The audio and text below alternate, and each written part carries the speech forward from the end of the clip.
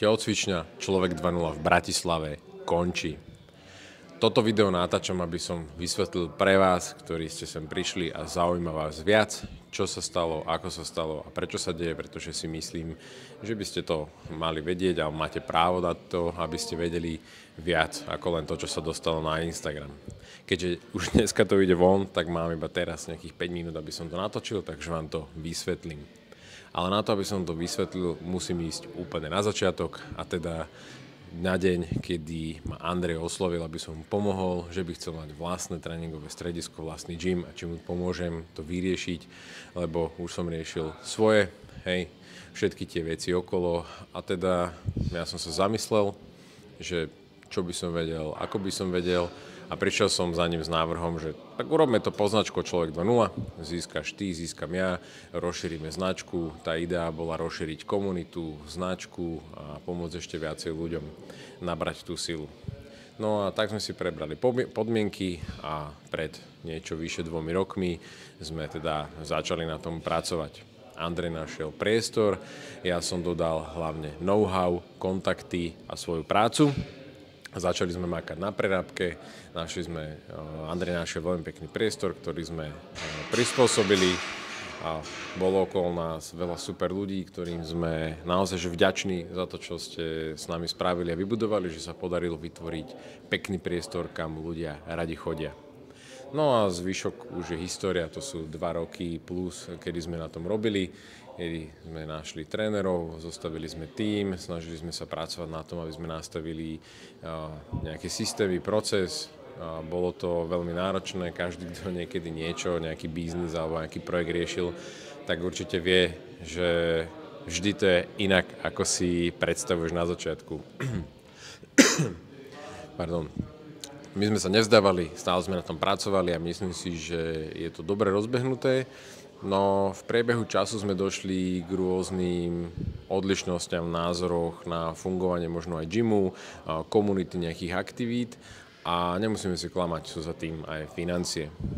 Ja som do toho nešiel pre nejaký zisk, môjim prioritným cieľom bolo rozšíriť značku a rozšíriť komunitu. Samozrejme, ale že vždy na konci dňa nám to musí zaplatiť náš čas a tú prácu, ktorú do toho dáme. Obaja sme s Andrejom bez nejakého nároku na extra peniaze za tú prácu okolo manažmentu riadenia išli a pracovali sme na tom. No ale ako to už býva postupne, sme nachádzali rôzne body, kde sme sa nezhodli a aj to žralo veľa času a začali sme si klásť otázku, že či to takto má ďalej zmysel.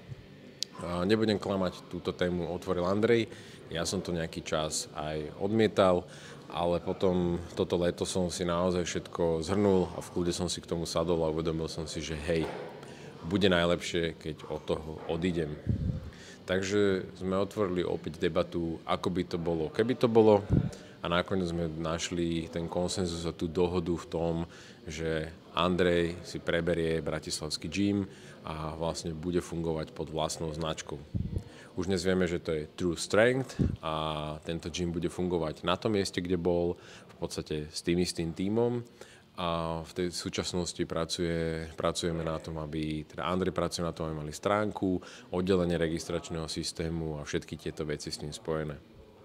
Chcem povedať, že nikdy sme sa nejak nepohádali alebo nemali sme nejaké nezhody, všetko sme vyriešili dohodou, nastavili sme si podmienky, čo, kedy, ako, za koľko a v súčasnosti už len doťahujeme vlastne detaily k tomu, aby to všetko hladko prebehlo.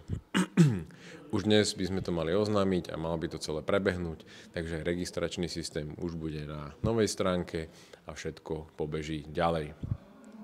Ja som rád, že sa podarilo vytvoriť pekné miesto, kde ľudia radi cvičia, radi trávia čas, cítia sa tam, že je to iné ako bežné fitka, za čo som vďačný. To, že som tam obetoval moje know-how a prácu, je v poriadku. To je riziko, do ktorého vždycky ideme, keď vytvárame niečo nové.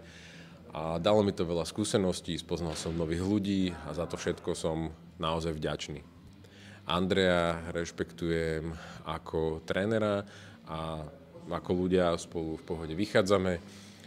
Stále ešte riešime veci a ja teda hlavne prajem gymu, Andrejovi a všetkým celej komunite okolo teraz už True Strength veľa úspechov, zdravia a veľa spoločných chvíľ, kedy vlastne sa bude tvoriť komunita ľudí, ktorí chcú zdravo žiť.